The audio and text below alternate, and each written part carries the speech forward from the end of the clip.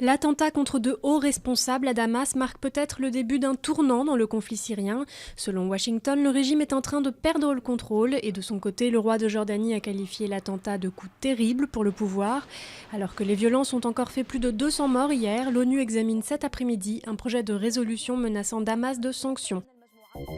8 morts dont le kamikaze, une trentaine de blessés, c'est le bilan de l'attentat suicide visant des touristes israéliens en Bulgarie.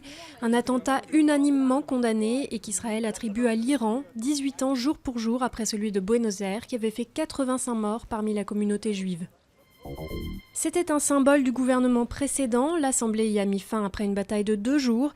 Les heures sup ne seront plus exonérées de cotisations sociales ni de l'impôt sur le revenu à partir de cet été.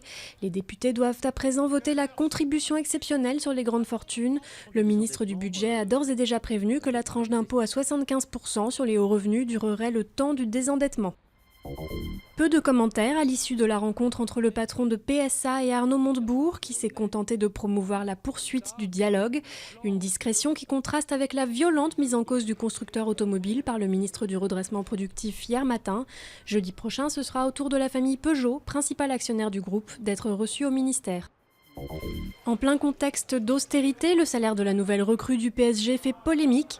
Le Qatar a accepté de débourser près de 15 millions par an pour s'offrir l'attaquant international Zlatan Ibrahimovic, un chiffre qualifié d'indécent par le ministre du Budget et de déraisonnable par la ministre des Sports.